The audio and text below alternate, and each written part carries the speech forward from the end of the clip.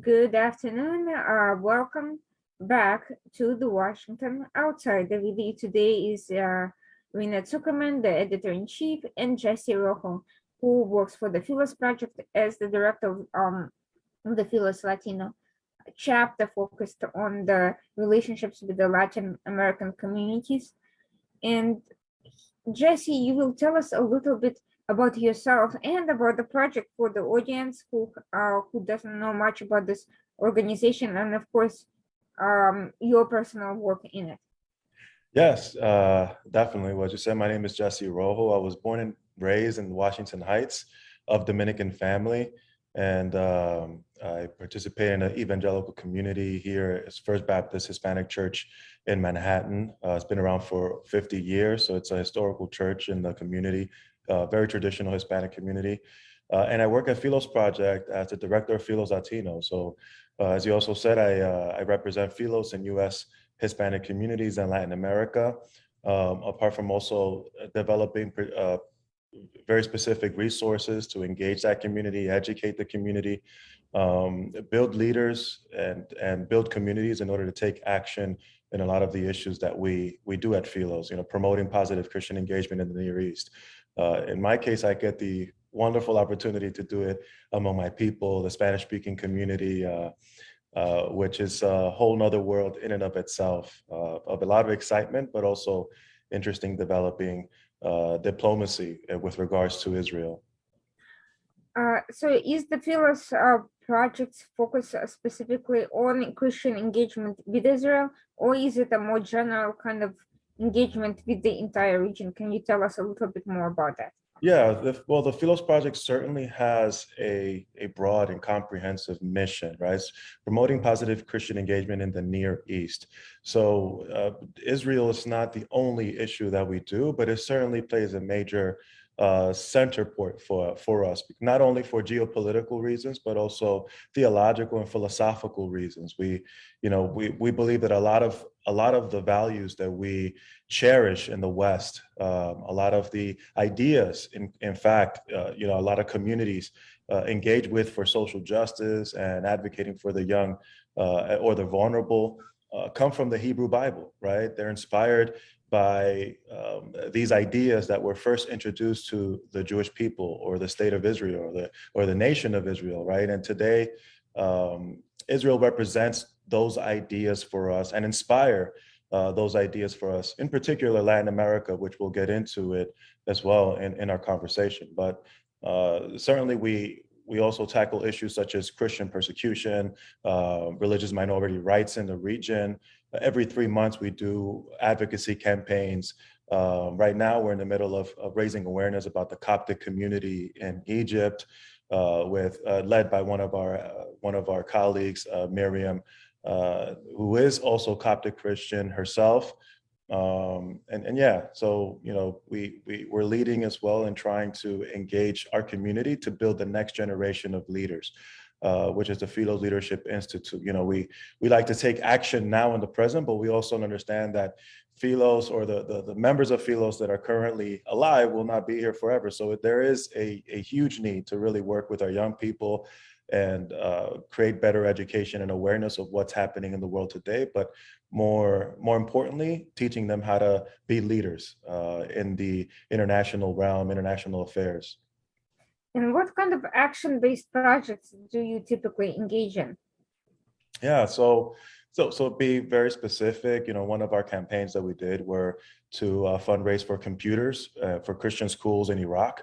There was these Christian schools teaching these students how to work with computers from a textbook. So if they had to learn how to turn on a computer, they had to read in a textbook how to turn it on because they didn't have a computer until we thankfully were able to get, with the support of our network and many friends in the Christian community, we raised enough money to give them computers and raise funds as well for donating water tanks in Guatemala. We just recently did that in partnership with Mashav in the dry corridor for indigenous communities that were lacking water. The women are assigned of getting the water, and these, I'm telling you, it's not just like a 5-minute walk. Many of them have to take an hour and a half minute walk going and coming, carrying their child either in the front or back, and gallons of water, 50-pound gallons of water that they carry themselves at sometimes 5 times a day. So we partner with Mashav through the Embassy of Israel in Guatemala. We gained great support of the ambassador, current ambassador there, Matanya Cohen, and we went there. We helped build one of those tanks with these communities, and over 200 people were helped.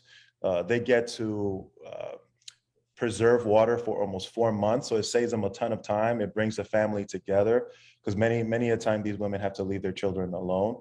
So anyways, yeah, those are some of the practical ways that we try to really impact our world in small ways, but hopefully, inspire other generations to follow suit. That's amazing. And could you just explain for the audience what is Mashab for those who are not familiar with that organization? Yeah, Mashav is the humanitarian branch of Israel, like USAID is for the United States. So, this entity, they go all over the world to help countries that have been stricken by a natural disaster or, again, in this case, challenging global issues such as the lack of water. They were also working deeply in Haiti with the recent earthquake that they experience. So it's kind of those kinds of work that they do. They also do training for young leaders, training in business and agriculture. They recruit several experienced or exceptional leaders in different parts of the world, and they take them to Israel, give them wonderful training so they can go back and again impact these communities in small ways that will help build their business, but hopefully continue to grow the economy in the country and the region for that matter. Yeah. That sounds like an amazing partnership and highly effective, highly pragmatic, very hands-on. How did you find yourself gravitating towards this particular type of work, and how did you connect to the Philos to begin with? Oh, well, I always describe my connection with the Philos Project as providential, because I did absolutely nothing to get here. It was like the hand of Hashem, guiding every single moment. I went to seminary, I graduated there, but I went through some conflict where I had to leave the church where I grew up in to find another church. And in this new church, literally the first person that came to greet me was Robert Nicholson, who became a really good friend of mine for a year, but also my boss at the end of that year and the founder of the Philos Project. So it was during that time that I got to learn a lot about what he had in mind or envisioned for engaging on these international issues, such as the Israeli-Palestinian conflict and challenging anti-Semitism and creating unique partnerships that will help our partners, right? Help our friends on the ground. So I was very drawn to that. I as a Christian, I believe, our faith inspires us to really make an impact in the world we live in very tangible ways, whether that be challenging poverty, helping the homeless people, or advocating in favor of minorities that are being oppressed in other regions. I really was drawn for that, and I was very happy for him to offer me an opportunity to come in as director of Hispanic Affairs and be able to take what we do to the Spanish-speaking world. So working with Hispanic communities seems like a huge undertaking, given that in the United States alone, that's a very sizable portion of the population, very diverse. People think Hispanic, Latinos, whatever is one homogeneous group, which is not. It's got completely different cultural, religious, historical roots, and very different types of internal leaderships and so forth. And that's just the US, and we are talking about many countries actually. So how did you get started, and what direction did this undertaking ultimately take? If you can tell us structurally how it actually started working and where it's now. Yeah, well, I first of all am Latino. I'm born of Dominican parents, and I've always had a heart to really engage my community. Before working at Philos, I spent several years doing ministry within the Latino community. So I've always felt like the Latino community, especially working with them hand in hand on the ground, I was aware of the potential impact that this community could have in any part of the world, most certainly in Latin American countries because they're Latin Americans, but even in the US, like you said, there's a great number of US citizens that are Latinos. In fact, the US is the second Spanish speaking country in the largest next to Mexico in the world. So it goes to show that there's a Latin American country within another country. It's how big we are here, and we keep growing. We're the fastest and largest growing minority in the region.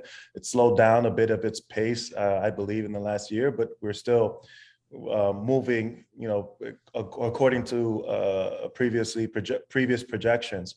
And so when we started doing this work with Latin Americans, we realized, there is a lot of potential there in terms of impact, but we didn't know really. We had some understanding of where they were concerning our issues, but we wanted to have data that can actually inform our strategy. So one of the first things we did was launch a survey in partnership with Lifeway Christian Research. It was a scientific survey with over 1,000 US Hispanics, 60% Catholic, 33% or 30% Protestant. Among the Protestants, evangelicals, Baptists, Presbyterians, etc. And we asked them specific questions concerning, the modern state of Israel, US-Israel relations, and the Jewish people and what they knew. And based on the data that we received on that, we were able to establish a solid strategy that we felt comfortable that we will find the impact and the measures that we want to see in the long term. And we've been doing our work since there. I mean, we had 3 takeaways from this survey. In the first place is that our strategy needed to be educational, because 1 out of every 3 Hispanic didn't know how to respond to basic questions concerning Israel statehood, the importance, again, of Israel's relationship with the US, and even reasons as to why Israel should exist. Many of them didn't know how to respond to that. And even the majority of them gave a very generic answer as, well, every state has a right to exist, no historical reasons, no theological reasons for that matter. And so we knew that there needed to be some effort on our part to really create the resources that will help inform this community. And, we realized that one of the most obvious reasons that explains this deficiency was the lack of really good resources available in the Spanish language. I mean, you'd be surprised how very little resources on Israel, on the conflict, on almost anything with regards to the Near East that are available in the Spanish-speaking world. So we started publishing books, creating documentaries. We run our weekly program here every Wednesday, Philo Conecta, which is reaching Hispanic communities in the US and Latin America. And we continue to do that. The second takeaway was that besides being educational, our work also needed to be relational. Even though the majority of the Hispanics had a positive perception of Israel, the majority of them also had a very negative perception of the Jewish people. So there was this big disparity between the people and statehood that we needed to close. And that requires a work on the ground of bringing both communities together, understanding the mutual history that they already have together and the present need where they can partnership, build coalitions and support each other, right? And we've been doing that through art exhibits, conferences, VIP trips, fact-finding trips that we do to Israel with leaders in the community. And we continue to expand and evolve in that direction, right? This documentary or this humanitarian project, for example, that we did in partnership with Mashav and the Embassy of Israel in Guatemala is something that we want to keep doing in other Latin American countries. We had a great conversation with the ambassador of Israel in the Dominican Republic, who seemed very supportive of the idea of doing work with them in the DR and Haiti. We also have spoken with the ambassador of Israel in Chile, and we're expectant that this could create a movement of partnerships and other Christian communities coming together with the Jewish community to to help our world and make our world better, and stay away from most of the polemical and polarizing issues that we have prevalent today, especially in the US. And how did you go from this amazing, uh, huge operation targeting the US to expanding to Latin American countries? How did you identify partners, reach governments, and so forth? It's a huge undertaking, and coming in from another country that can't possibly be easy. Yeah, you're right. You're right. I mean, for I would say the first 2 to 3 years that we've launched our strategy at Philo's Latino, we didn't really engage with the region of Latin America. Although I would say we, especially in my case, excuse me, I always felt pulled by it. Naturally, as a Latin American, you are consciously aware of Latin America. The majority of the Latinos in the U.S. still have family in these countries. I always consider myself as a what do you call extended family. I'm extended family oriented, right? Like all of my family, although I'm very close to them, they all live far away. They all live in the Dominican Republic. So we stay together through WhatsApp. And that was just a very present need that we were always there, but we didn't know how to engage. As you said, it's a whole nother world. And that's only if we're talking about one country. If we're talking about all of the countries, there's like multiple galaxies at once. But I had a very powerful moment back in 2018, early 2018. This is, if you remember well, the Trump administration had recently, in 2017, in December, had announced that they were going to move the embassy to Jerusalem. Guatemala followed suit. And we had great partners who had invited me to an event in the presidential palace in Guatemala, where I got to meet the president, Jimmy Morales at that time, and the vice president. And they were celebrating this recent decision that was made by the president of Guatemala to move the embassy. We had our great friends speak at the event. And it was at that moment that I had an epiphany, if you will. I had a realization, starting with Guatemala, that there was such a unique relationship. And these are not just like political relationships, deeply historical relationship. And that time I realized that it was with Guatemala, between Israel and Guatemala, that we need to really bring more to the light, to the forefront, and really let that inform how we develop our ties with each region and help us see the potential of what can come out of that. In the case of Guatemala, I learned about Jorge Garcia Granados, who, he was that person who singularly had united all of Latin American countries to vote in favor of the partition plan in 1947.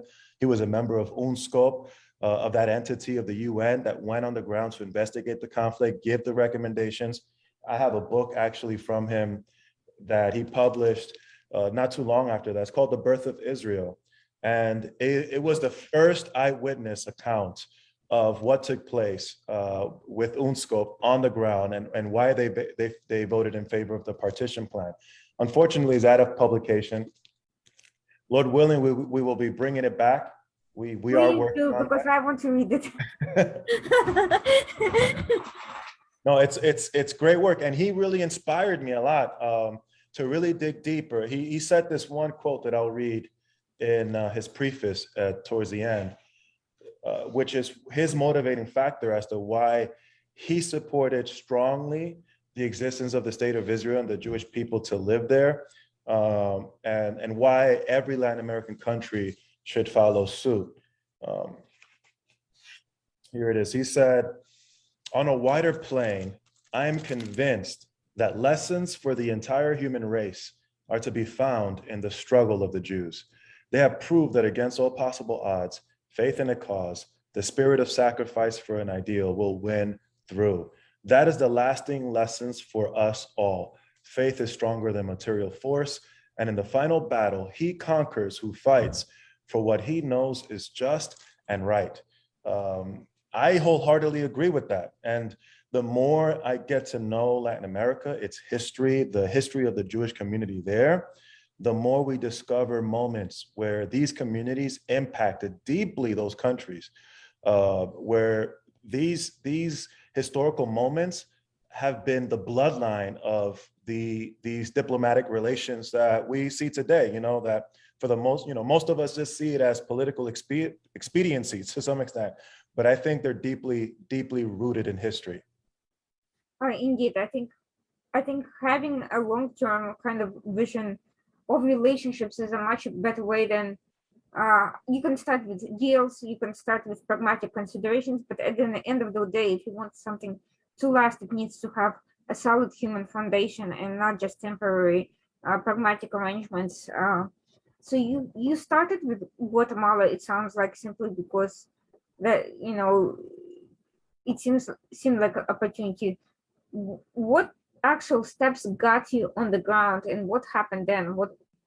Yeah, so after meeting with the president in Guatemala, that's when we came back and we realized we need to dig deeper. We need to study this region. We need to visit more locations. So we started visiting other Latin American countries, getting to know the Christian community there, the evangelical community there, and other diplomatic leaders there.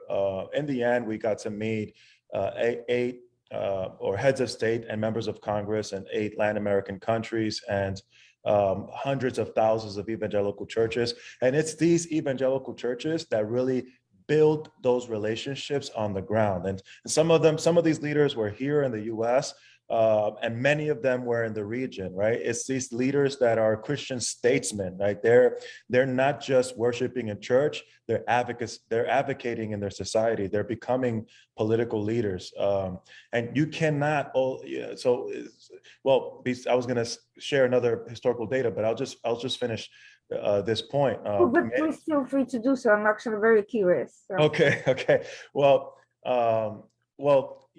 these leaders that we started meeting, these evangelical leaders, really became those connectors on the ground, right? That brought us close to their political leaders. They saw us as potential partners, and us, I mean, not just Philo's project, right? It's a coalition of leaders that have supported our work, and on their own have done incredible advocacy work in these regions. And in some cases, we're the singular factor to even make to help some of these countries take the leap of moving the embassy. And we were there, and we were happy to be able to speak on behalf of building stronger ties with Israel, stronger ties with the Jewish community in each region, because that was particular focus that we wanted to have, is that we went there and we brought together the Jewish community and the Christian community, so that they can realize the potential impact that they can make if they come together, if they realize more of their similarities than their differences, right? Because if you ask each group, they will always, I think, their first impulse is to point out our differences, and there's historical reasons for that. But again, there's also historical reasons or historical data that shows that we have a lot of similarities. And so we brought those people together. But I was going to say that we shouldn't undermine the impact that Israel has made in this region for decades. Again, entities such as Mashav, that takes young leaders on the ground to train them in Israel. They've been doing that for decades. And one of the current president of Guatemala, Juan Orlando Fernandez, was one of those young people that received these training from Mashav decades ago, and today is the current president of Honduras, and was the one to announce of building a diplomatic office in Jerusalem. So, I think there's a natural inclination of some of these leaders already in power to support Israel because of gratitude of the help that they've received decades ago, from these efforts that Israel has been making, since its inception. So what you're telling me is that investing into people works, basically. Correct. Yes. There's no substitute for this sort of direct personal engagement on an individual basis. You can have all the data and teaching plans in the world, but when someone has a direct experience, that impacts them personally. Now, contrast that with something you said earlier, which is that a lot of these young people in the United States had zero basic factual information about Israel. And furthermore, there was this level of ignorance about the Jews and hostility towards kind of negative perception of the Jews. Can you tell me why that is given Israel's level of engagement with their families in Latin American countries? What are the sources of that negative perception of the Jews versus Israel? Oh, well, you have, for the in the first place, you have conspiracy theories, right? These are very prevalent in Latin American communities in particular, perhaps because of just a lack of good education offered in some of these regions. The GPA of some of these countries are very low. And so when you have such low level of education in some communities, that tends to be fertile ground for believing or accepting conspiracy theories, which unfortunately the Jews have been target of that for centuries. But you also have, these negative encounters that some Latin American communities have with the Jewish community, and they tend to take those negative encounters and project it to every single Jewish person, right? So, for example, here in Washington Heights, the first encounter that most Dominicans have had with a Jewish person perhaps was a landlord or a boss. And for the most part, you don't usually have a good relationship with landlords, no matter who they are, whether they're Jewish, Greek, Italian, etc. And that's the same case with your boss. And so, again, I think we take those negative encounters, those singular negative encounters, and we tend to, just as human beings, fallen human beings, we tend to project it on everybody else, on the whole, create generic perceptions of the Jewish people because of that. And when, there's no real relationships between these communities, no real to inform our perceptions, then, again, we're that absence, that void will be filled with these negative perceptions, and again, these conspiracy theories that only foment more of a negative attitude towards the Jewish people. Lastly, I would say is also bad media. You have most of the media in the Spanish-speaking world are run by left-leaning liberal organizations. You have, for example, Spanish CNN, Spanish MSNBC. You don't have a Spanish Fox News, which is more, people see Fox News as a conservative network here. Just to give you an example, you don't have a Spanish network like that to give another perception or another angle to a story perhaps being covered about Israel. And you have some of the biggest networks is Hispan TV, which is sponsored by Iran, the government of Iran. There's another network that escapes me right now, but it's also sponsored by Russia. So you're getting very specific, tailored news to the Spanish-speaking audience with no, that's coming from one particular side with its own political agendas, ideologies, and no counter narrative to present to the Spanish-speaking world, or if there is nothing, no major network that can do that. Univision and Telemundo, although I love them and appreciate the work that they do, but they've demonstrated that they've had some inclination towards the left, for decades, and they tend to cover news in such a way as well. Well, what you're telling me here, what I'm hearing is two things. Correct me if I'm wrong. First, Israel's positive impact in the region has its limits. It has not been, it's perceived as a state action, but it doesn't necessarily break stereotypes about Jews as people. It doesn't project on the local communities and local interactions. Right. The second issue, there's a huge missed opportunities for potential founders or relationships builders on the conservative side, because overall religious communities, culturally family-oriented communities have a lot of issues that conservative parties and so forth have more of a connection with and could yield. But for whatever reason, which I'm hoping we could let some insight to, they just never invested into those relationships. But Iran, Russia, and so forth saw soft power Yeah. as a priority in that sense, prioritize that, and despite having vast cultural and political differences with these countries, saw opportunities to engage with the people and to recruit supporters among the population for the future. So I was hoping you could land before we, and it would be a great segue into discussing what role Israel plays with Latin America on a geopolitical scale and how to resolve these issues. If you could explain from your perspective how that came about, why are more conservative, pro-Israel, pro-engagement voices, why they missed the boat on funding effective media. Yeah. Well, I think in large measure is maybe lack of vision. They didn't expect Latin America to rise as it did in the last decades, to really be a major impact, even in an international scale, talking about in the UN and or the EU, to be able to build these voting blocks in favor of the state of Israel and some of these anti-Israel legislations that get supported. I think perhaps even domestic issues. Here we get distracted with issues such as immigration, and when you think of the Latin American communities, that's the first thing you think about. You don't see them necessarily as partners, but more like how you say, just communities in need, right? That need to be helped, which in large measure that could be the case. But when you're talking about Latin American countries, and even now more so today, that we're more connected digitally, but also economically and even geopolitically.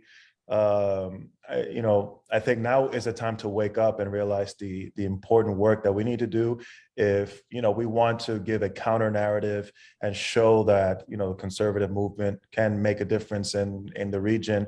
Well, there's a lot of great partners in Latin America waiting to hear from us and be able to establish these ties. So I think that could be the case. You also have regional conflict, political conflict in Latin America. So Latin America is not a stable region for the most part, right? You have a lot of changes that come with almost every election. And I think that's also it's the case. For Paraguay, for example, is a country that previously had decided to move its embassy to Jerusalem, and the current president decided to take it back to Tel Aviv, right? And I think when successful ties have been built or investment have been built, maybe they've been sort of sabotaged because of the political instability that in some Latin American countries, are reflected. So, given what you're telling me, that Israel, is doing a lot, is engaging a lot, has had positive impact in some places, but at the same time, some of these results are being undone by other powers projecting and other factors projecting their own influence on the political and social scene. I kind of want to get a little bit of an understanding where Israel is in relations to these factors. If you could give a very brief overview of Israel's role in the region, what countries it has the closest relationship with, where do you think they're the most stable, and how Israel's influence can be maximized most effectively? Because right now we're talking about a whole grouping of very different countries. Israel's been everywhere, but at the same time, you just mentioned this political instability, which has been kind of a back and forth. So what is Israel's brief history of engagement, and where has it been the most effective, and why? Yeah, I think by far it's been the most effective perhaps in Central America when it comes to countries like Guatemala. The ties there are so deep. We went once when we were visiting Guatemala. We visited this small town called San Pedro La Laguna, and this community. The Wall Street Journal actually made a publication calling it the Jerusalem of Central America, or the Central American Jerusalem. And it's because, well, when you go there, you find a thriving Israeli community in there of backpackers that travel there frequently, of a Chabad community of religious Jews. You'll find English signs, Hebrew signs. So the relationships there not only are deep politically, between governments, but also socially, economically, within the communities. There's a lot of investing happening there that's remarkable. You'll find, though, that Guatemala in that case would be the exception. Everywhere else, the relationships has sort of been medium, if you will. If Guatemala has been hot, in terms of closeness. Salvador, they have a somewhat good relationship with Israel. At first we thought that they were perhaps going to fall in line with seeing the importance of opening at least a diplomatic office in the region, but they've also established good ties with other Arab countries such as Qatar. And who knows, maybe the Abraham Accords might have some impact there. and for the Qatar and Abraham Accords seem to not line up personally in my mind, but I'll get to that later. Okay. But once you mentioned that, I kind of now see why, in fact, things with Israel have not Yeah. worked out quite as well. Yeah. Yes, correct. So, you have Colombia, which they opened recently a diplomatic office in the region, and the relationships there are growing. With El Presidente Duque. He has his own issues domestically, but in terms of the growing relationships with Israel is remarkably. Mashav is doing great work in that area as well. But Honduras, for example, though they've had a remarkable improvement in terms of its relationship, and perhaps a lot of it has to do is because the ambassador of Israel to Guatemala is also the ambassador of Israel to Honduras, or the concurrent ambassador to that country. But they just went through an election, and now they have completely left government that has very strong ties, with Venezuela, Nicaragua, Bolivia. So we can expect what may be coming from this government in the near future in terms of Israel. I think generally speaking, you'll find that the ties will be come and going in terms of what the political situation may be in that country. But Brazil, you almost guaranteed that it's solid. Its relationship for the most part there, and very stable. I think there are other countries that present potential. I was in Bolivia in early 2020, and despite the political situations there, I think there's a lot of potential there because of the growing Christian community in these regions. And I don't know if you remember, Bolivia had gone through somewhat of a revolution. They were experiencing election fraud. Evo Morales resigned of the government. And there's a temporarily new government that formed. One of the first decisions that they made, if not the first decision that they made after Evo Morales left government, was to restore relations with Israel. And that was a big, important move because in 2014, it was considered, Evo Morales declared the government or the state of Israel as a terrorist state. So in other words, these leaders were saying, we want to disassociate ourselves from the government that represented Evo Morales and build stronger ties with Israel. By extension, for many of these Latin American countries, that means building stronger ties with the U.S., right? And that's going to have an impact on the region in terms of, whether there are stronger economic ties with the U.S. and other humanitarian developments that can happen in the region.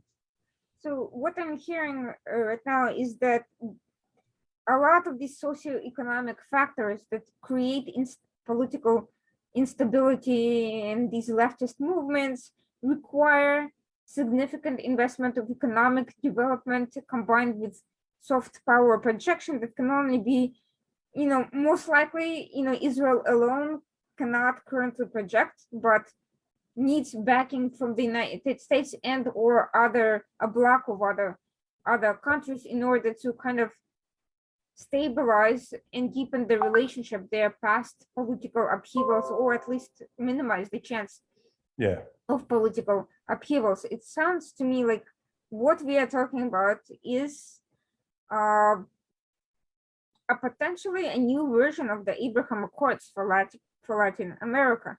Yeah, Uh, yeah, yeah. because They do. They do see. Drawing closer ties with U.S. and Israel as a way of resisting Chavismo in the region, Iranian influence, Hezbollah, and other regional threats. I mean, this is their reality. It's for them. It's not just let's build economic ties with Israel. We need to challenge a real threat facing our borders, and even proxy threats such as Iran that has developed certain bases of support, like countries like Venezuela, Bolivia, potentially Paraguay as well. So it's a real war in terms of ideology and politics that are happening in the region, and Israel is seen as many people as a great partner or a great threat. so before we delve into this geopolitical morass about which there's much to say, I wanted to ask you and explore this idea of kind of recreating a regional version of Abraham Accords for the Latin America.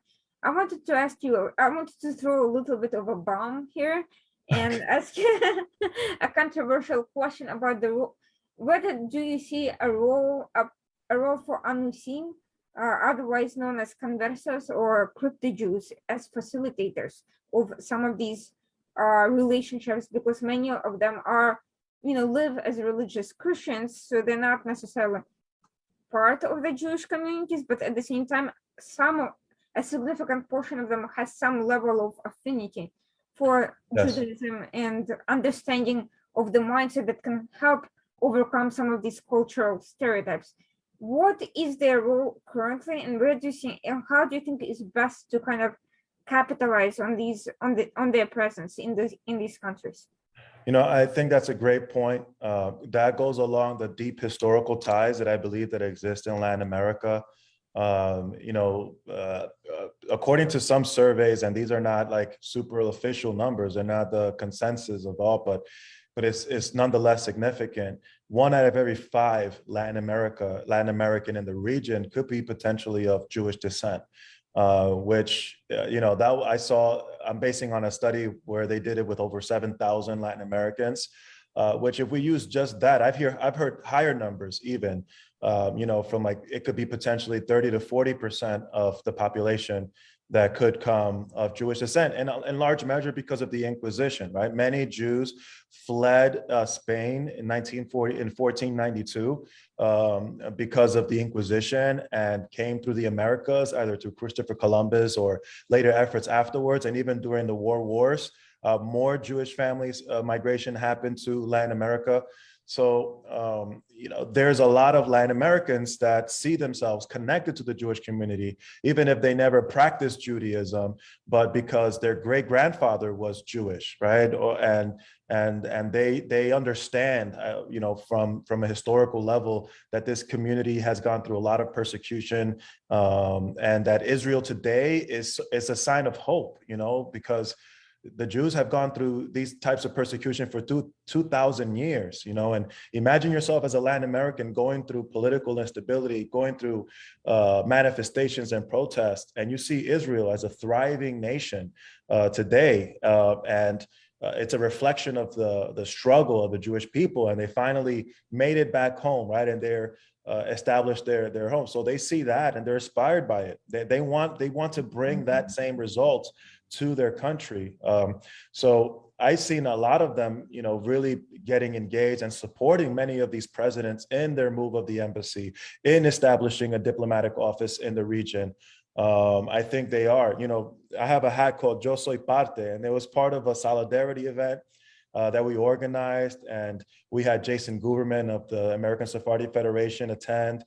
He brought in a member, a letter of Congress supporting the advocacy efforts that we were making, and also a Congresswoman Teresa Ledger Fernandez attended, and this was on behalf of those Latinos or crypto Jews that at that moment they were being rejected by the Spanish government in the law of return that was extended in 2015. That's a long story, but we'd be more happy to explain more on that. But I think we are underestimating, just like the Spanish government underestimated the tens of thousands of Latinos that applied for this law of return. We're underestimating perhaps the tens or the hundreds of more Latinos that can potentially rise and be supportive on many of the pro-Israel advocacy policies that we want to support in Latin American countries. Now, it's very interesting that you mentioned Spain, because Spain itself natively has a huge percentage of the population with Jewish roots.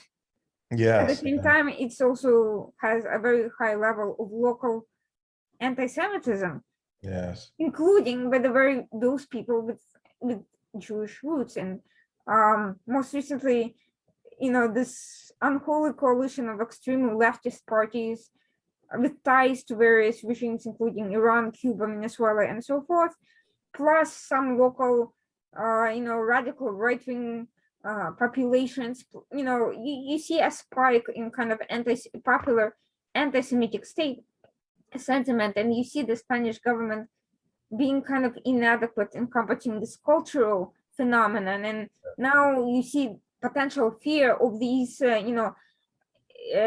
conversos with roots in the Inquisition trying to return, people who are not necessarily economically successful, Correct. not just wealthy Jews who become top 1% or whatever, but these local average people from poor countries. And this, you start asking yourself why that law was suddenly being applied to begin with. Were they really trying to compensate these Jews for what was lost, or were they just looking for a source of financial support for a country experiencing economic decline, in part due to its own policies? But my question is, do you see the difference in the population, like this local level of kind of anti-Semitism among Spanish population with Jewish roots versus these unseen communities or descendants in Latin America? Is it a difference between Catholic upbringing versus evangelical kind of upbringing? Yeah. Certainly, I think being the Inquisition a Catholic sanctioned event, you do see more of a negative reaction that tend to happen with these communities that leave the Catholic faith and blame the Catholic religion or the church because of many of the tragic that they've experienced due to the Inquisition. However, and I think there's other factors obviously taking place in Latin America when it comes to the Catholic Church. The Vatican, given that region has always been under a major influence by the Catholic Church. But I think in that respect, there tends to be more of an axe to grind in some of these communities that they tend towards the Catholic community. But I think in general,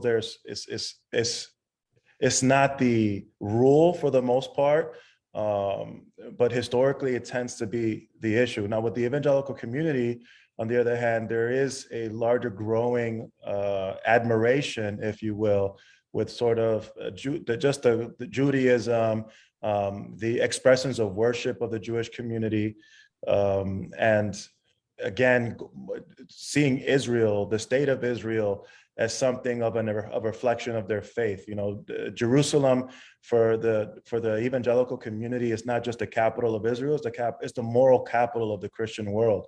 They see Jerusalem as a source of inspiration, as a symbol. So I think theologically, the evangelical church has had a more friendlier approach to Israel, which has again be translated into a pro-Israel advocacy, where in the Catholic community, again, because of the Inquisition, also in the theological level, up until I think it's fair to mention that the Nostra Aetate, which is the declaration from the Vatican to correct the mistake of its theological persecution of the Jewish people, even like blaming the Jews of killing Jesus, etc. Up until that point, again, the Catholic community has sort of been more inclined to embrace certain theology that foments a negative perception of the Jewish people. But that has been changing ever since the Nostra Aetate. I think more advocates in the Catholic community understand the importance of creating a deeper relationship or closeness with the Jewish people. But with the evangelical community, there's certainly a lot more excitement, a lot more enthusiasm towards the issue, and perhaps it has a lot to do with why some of these Latin American countries have turned as they become more evangelical. At a government level, they become more pro-Israel, if you will, such as in moving the embassy to Jerusalem. One factor concerning this religious influence and kind of coming back to the political issues and more global geopolitical context that I want to come back to was the issue of liberation theology, which was kind of also backed by the Soviet Union back in the day, contributed to the leftist movements that tend to have both anti-Semitic, directly anti-Semitic and anti-Israel components. And now we're seeing some of these strains align themselves with kind of Islamist movements that have been looking to capitalize on the instability. Can you comment a little bit about these kind of leftist alliances with, with kind of religious, political, and also kind of outside Islamist foreign influences? Yeah, I mean, I think in some measure, you do find, whenever, how you say, advocates of some form of replacement theology find a counterpart, they unite forces, right? Like Islam, from a religious perspective, it's another form of replacement theology, right? They embrace that the Quran is the last revelation of God, and that Christians corrupted the Bible and Jews did as well. When you find other counterparts of replacement theology supported by Catholics and Protestants as well, by the way, Protestants have not been the exception by no means of replacement theology, but it's fertile ground, right, to unite forces and target the empires of the United States and Israel together. Right, and you've seen that narrative come out of socialist governments, communist movements, and so when you lean towards these political ideologies, it's only fertile ground for you to establish ties with Arab countries that share your negative perception of the U.S. and Israel, because they also represent, the capitalist regimes and imperialistic whatever extensions in the region, or colonialism. It's just a perfect marriage, between two, very distinct people groups and religions, but that share common ideas with respect to Israel and with respect to the United States, for that matter. You actually mentioned Qatar earlier. Presumably, as an investor, its presence probably has also soft power components locally. Would you say the same is true for Iran, for Turkey, and for kind of non-state actors as well? Yes, as I mentioned before, Iran is believed to have bases where they, grow their terrorist proxy Hezbollah in the region. A lot of it being supported by the countries such as Venezuela, again Bolivia, Paraguay.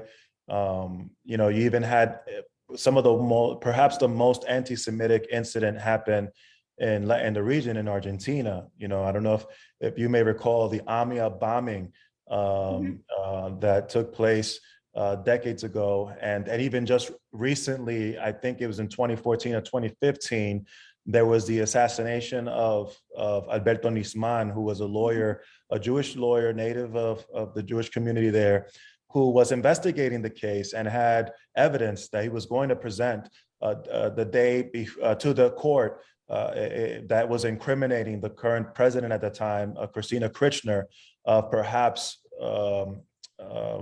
hiding these terrorist actors of Hezbollah that did the suicide bombing in Amia. He was murdered a day before. He was assassinated, or some people some people call it a suicide, but for me, in my opinion, it's pretty clear that pretty obvious that the man was treading dangerous grounds with the case that he was handling concerning Amia and incriminating a president. And the day before bringing these to the court, he gets blown in his head. It's it's a hard case to make for suicide. So I think that there's a lot of influences penetrating Latin America because of Iran's overreaching in that region and countries supporting that extension happening there. I'm not so sure about Turkey, but certainly Iran is very, very well present. And they have also, I've heard from, I've never seen them myself, but from reports of people on the ground, that they have also conversion efforts, these bases to convert Latin Americans to Islam. And they go by the Moors. They try to pull historical ties from the Moors in Spain, and try to convert a number of Latin Americans to Islam, which ultimately become some of these terrorist actors on the ground that execute the decrees of governments such as Iran, and Cuba and Russia for that matter. It's funny that you mentioned the story with the Mia bombing in Islam. I've been following that very closely, and it sort of turned into a political football for Argentine governments as they changed from one to another, most recently reverting to a leftist government right after the preceding government agreed to essentially designate Hezbollah and join efforts with the US in combating Hezbollah. And very soon afterwards, maybe a few months later or a year later, something like that, they kind of re-elected the very government that caused that issue to begin with. So I personally believe that this whole murky, extremely controversial situation deserves its own program, and I hope to host a discussion on the latest updates in that ongoing saga in the near future. And thank you for bringing that up. Kind of getting back to what you were saying earlier, it sounds like Israel and US had separately and at various times pursued successful policies with some of the countries on an individual basis, but there was never a kind of a strategic basis for either of them, and certainly they did not necessarily coordinate most of their efforts, except maybe some security and counterterrorism strategies. And the current governments in both countries are no different from that. If anything, then it might be actually worse. This complete lack of coordination on strategic vision for these countries with the economic, political engagement or socio-cultural bridge building appears to not exist. And my understanding from what your colleague told me at a different event, the Biden administration kind of focuses mostly on behind the scenes immigration related discussions and not much else. What do you think it would take to create kind of a more comprehensive regional plan to pursue jointly, the Abraham Accords that served as a model for the Arab states is a little bit would be a little bit of a misnomer, because Israel already has some level of diplomatic relations with most Latin American countries, but most of them are kind of cold, and definitely soft power engagement with the population on popular level leaves a lot to be desired, and US appears to really have no purposeful engagement at all. What do you think it would look like, and what would it take to create something like that?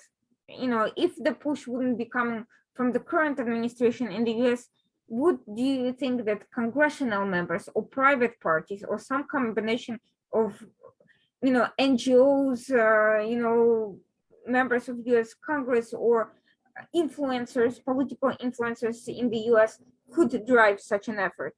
Yeah. Well, I'd say make their building their ties shouldn't start with the topic of immigration. This is in Latin American countries. It's not like they want their people to leave. They Right. need them. They need their votes. They need their taxes. They need their ideas. They need to build their society. So the U.S. shouldn't just start their conversation with Latin American countries as to you better keep your people there. I think they need to see what are the causes on the ground that are creating these immigrations outside of these countries and partner with them and through commercial partnerships, right? Building actual tangible commercial relationships that are going to help build the local economy there. There were some ideas in some of these visits that I made to Latin American countries. We had financial advisors that had worked with previous administrations in the US where they presented ideas and how they can rebuild a relationship the US has with some of these countries at the economical level, where it would be a win-win situation for the US and Latin America. It would help cut costs on the US, but to help improve the economy in Latin America if they just did some changes. So I think, we should come alongside people like that and listen to what they're saying, right? And not just look at Latin America as a country of immigrants trying to escape, but people that are trying to stay, but they don't have enough incentive to stay. So I think, that's one way that we should approach these countries is looking at their economic, their commercial needs, their economic needs on the ground, and do the best that we can from the industries that we have to offer to improve that place. I would say Israel as well. The Latin America is predominantly agricultural country, and Israel is done exceptionally well in terms of creating advances, technological advances that improves agriculture in the hardest places to do the work. So Israel can perhaps ramp up its effort to train and to offer some of its lessons and principles that it has itself learned throughout the years to these regions, so that they don't have to look to other countries, rival countries such as Iran, for support or help, because they don't have perhaps the effort being offered to them on behalf of these two countries. So the U.S. as well can also recognize the historical and religious ties that the Latin America has. I think, unfortunately, our policy tends to want to be exclusively secular and not respect the religious historical ties that some of these countries have. And in other countries is more important than others. In Latin America, it's important. It's important for many of these diplomats to act not only upon their political principles, but their religious faith and how that manifests itself in the Latin America. So when Latin Americans hear that the U.S. is supporting, certain pushes of left ideology concerning, some of the LGBTQ efforts that happen in Latin America is different, and to push to change the Spanish language, Latinx, something that it's, okay, it might be How do you even pronounce that, by the way? I mean, I've always tried to figure out why anyone would create a word that no one can really yes. actually say, but that's just me. Yeah, no, almost 100%, and I'm not being exaggerated, almost 100% of the Latinos prefer not to use the phrase Latinx. This is a Anglo-American thing. It's not a Latino thing, right? Like Latinos, they like to see themselves as Latinos or Latinas, right? It's a very gendered. The Spanish language is a very gendered language, and so Latin Americans, for the most part, don't appreciate that. And it's not, let me tell you, it's not like they're not advocating for, the LGBT community to have rights and to have a better life. Like, there are many great people advocating for that. But to try to impose an ideology at the government level and know that the US is supporting that is disheartening, because they're investing their money in ideas and not in the needs that these Latin American countries actually have. And so I think they could do better in their engagement in the region from respecting the local beliefs and faiths and recognizing the needs on the ground. It's funny because what you're trying to tell me is that there seems to be a difference between empowerment of minorities or, people who are disadvantaged in some way, and and uh, and victimhood narratives that basically perpetuate themselves through invention of, fictional vocabulary terms that don't really do anything for anybody other Yeah, than, except create an image. So there seems to be less of an interest in empowering LGBTQ, advocating for them, than in just creating grievance narratives and target populations for some sort of a political hijacking and yeah. manipulation. That sounds to me is like what's actually going on with some of these movements, because it doesn't sound like a very effective way of promoting positive change. No, no, not at all. It's actually creating a lot of havoc in many of Latin American countries, especially within the Christian community, both Catholic and Protestant, which and they are the majority in these countries. Honduras, for example, 41% of the population is Protestant, 47% is Catholic, 34%, 37% in Guatemala is evangelical. So, and you'll have these numbers, of course, the Catholic community in Brazil or in Venezuela, or I'm sorry, in Salvador, I meant to say, are exponentially higher than the Protestant community, but the majority are Christian nonetheless. And they're more concerned with the local needs than, again, with these political and secular ideas or ideology that tend to be exclusionary in and of itself in a region like Latin America, that is still, for the most part, very conservative in its views and very concerned about the current needs that they're facing financially and socially, politically. What has been the success rate of faith-based engagement initiatives and engagement efforts with the administration and with these so-called human rights advocacy efforts, in terms of overcoming these clear divides in understanding of the needs, of these populations? Yeah, I think, honestly speaking, for the most part, the religious engagement that has happened in Latin America has been more missiology or missiological, sending missionaries to evangelize has been sort of the standard engagement of many of the religious community or Christian communities in the U.S. Maybe perhaps until recently, during the Trump administration, perhaps has been the most explicit effort, because Trump did make an effort to have a faith committee, advisory committee, and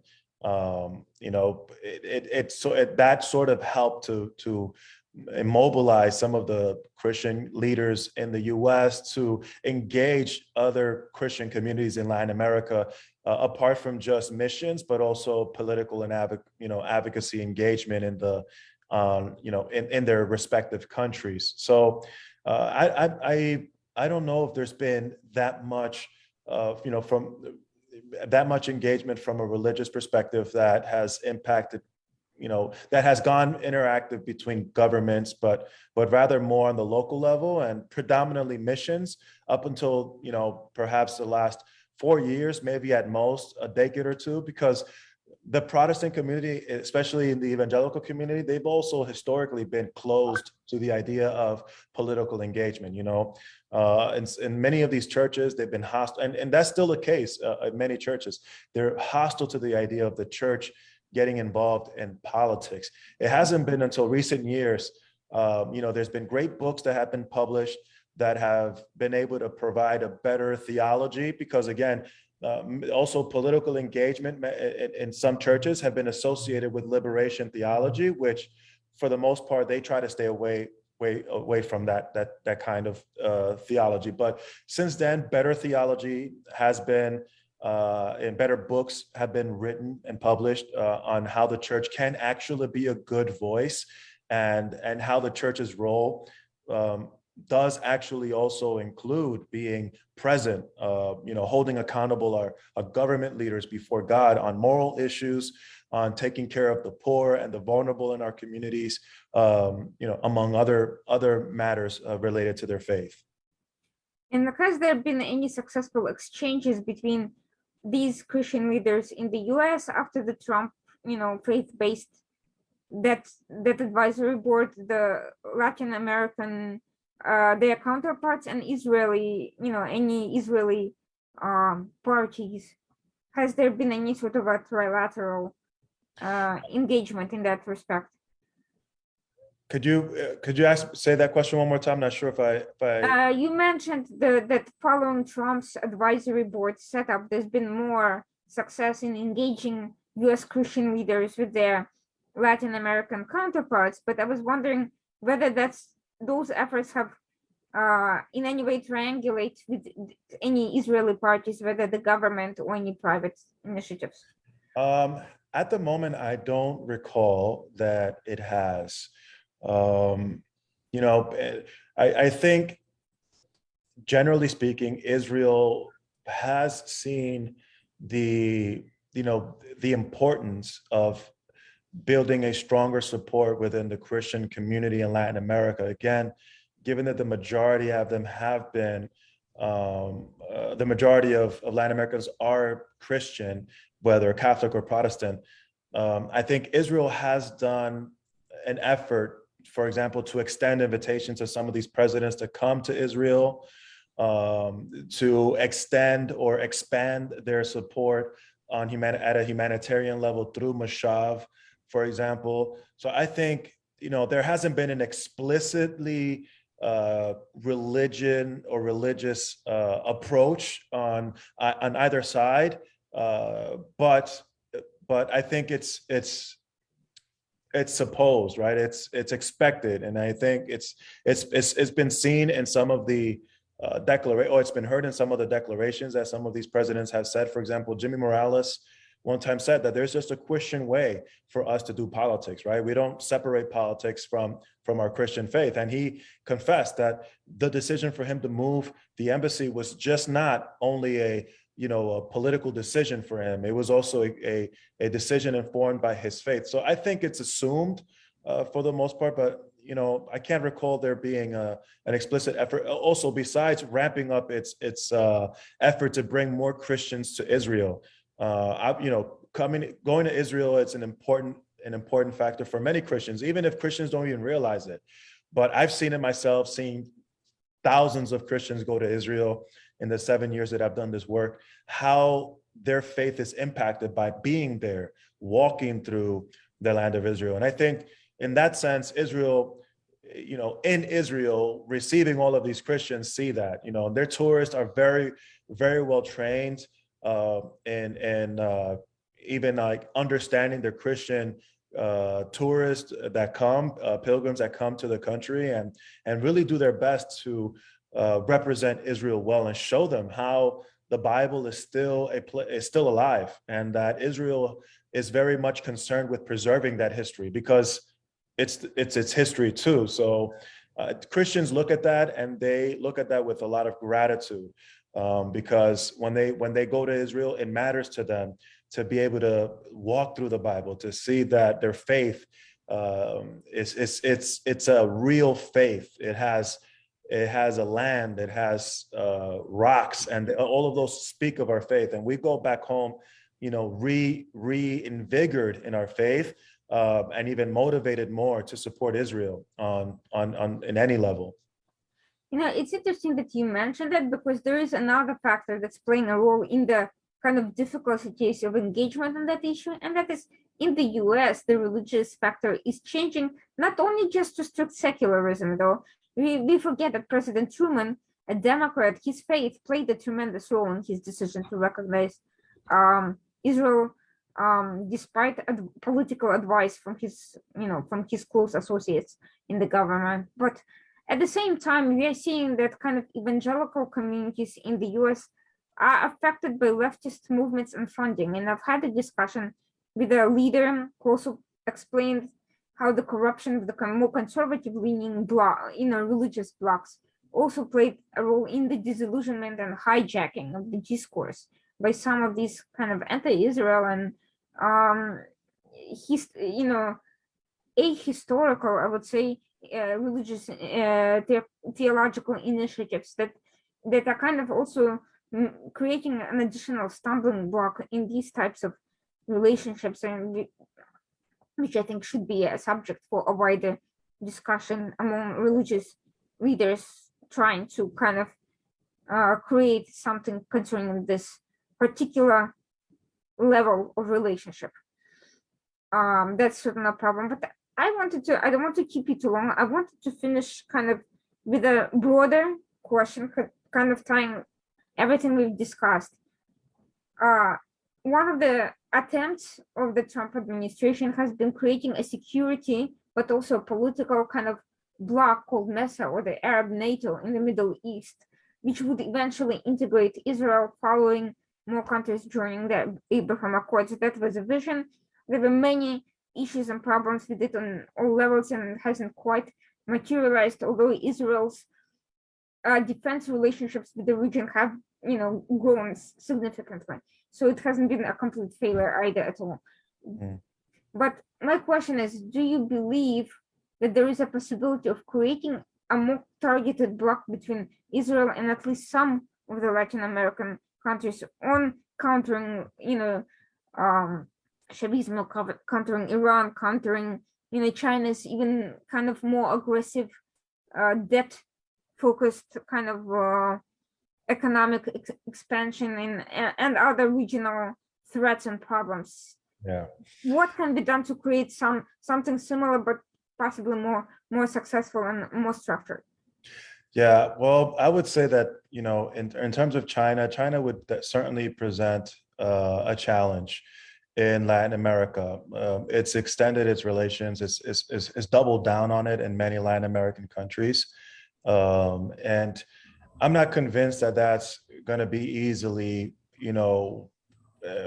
broken down. Like I think China is going to be there to stay for a while. So, I'm not sure, to what extent this bloc will be able to, if it's solely dependent on countering China, to what extent it will, remain successful. But I think nonetheless, it is very, very possible. I would argue that the majority of Latin American countries, with the exception of, 4 or 5, there's 33 Latin American countries, okay? So we're talking about a big number. I would say that with the great majority, Israel has the potential of establishing very positive relations with. I think from not only from a point of security, establishing a way of resisting these Iranian threats, these regional threats, be it Chavismo, be it Hezbollah, but also from a historical point of view. I think, there's enough history between the Jewish people and Latin America that we may not know, because most of us are not, fully educated on the entire history.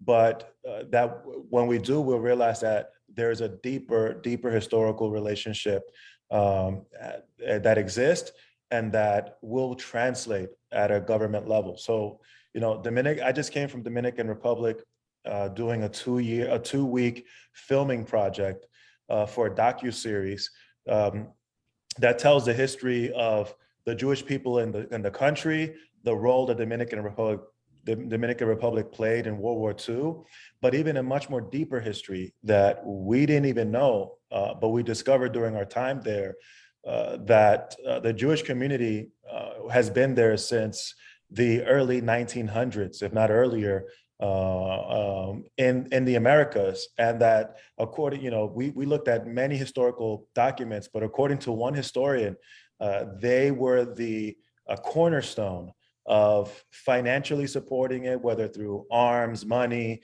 and ideas, the independent movement and the restoration movement in Dominican Republic. In other words, like, Dominicans to some extent enjoy a democracy today and a independent country because of the significant support of Jewish Sephardic communities that were residing in St. Thomas at that time, in Curaçao, but supported the fathers of those movements, Juan Pablo Duarte, Sanchez y Mella, to establish a democratic country at that time. So I think, that though many Dominicans don't know about that, I think that some do, and especially the more educated ones that are serving in diplomacy, that will strengthen these ties between the two countries.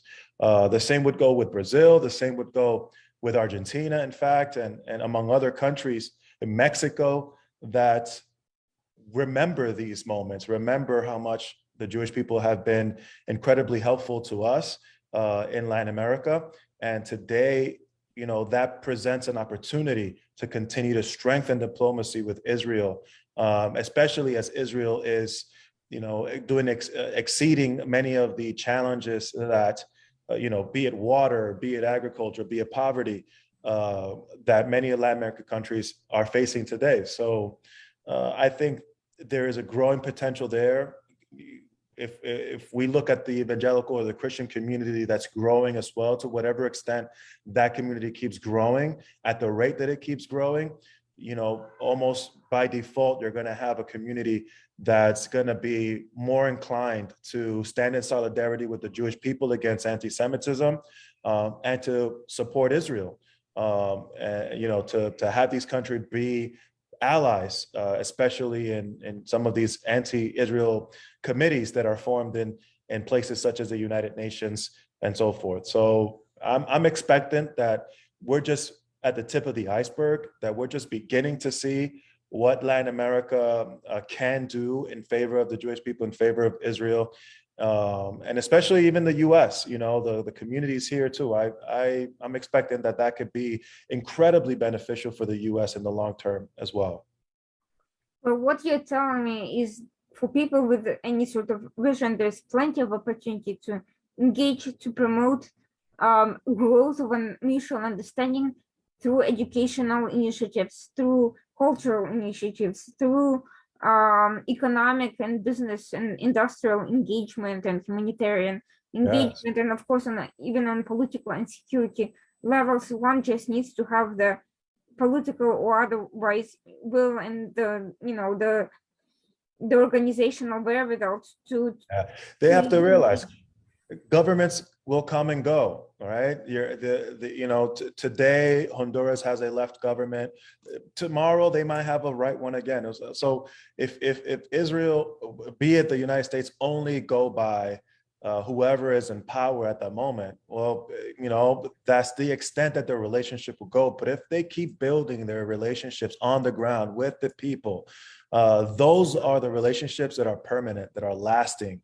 And ultimately, no matter who's in power, you're going to have a strong base of allies and ambassadors in every country that will be standing firm, in solidarity and in support of a more comprehensive engagement with Israel.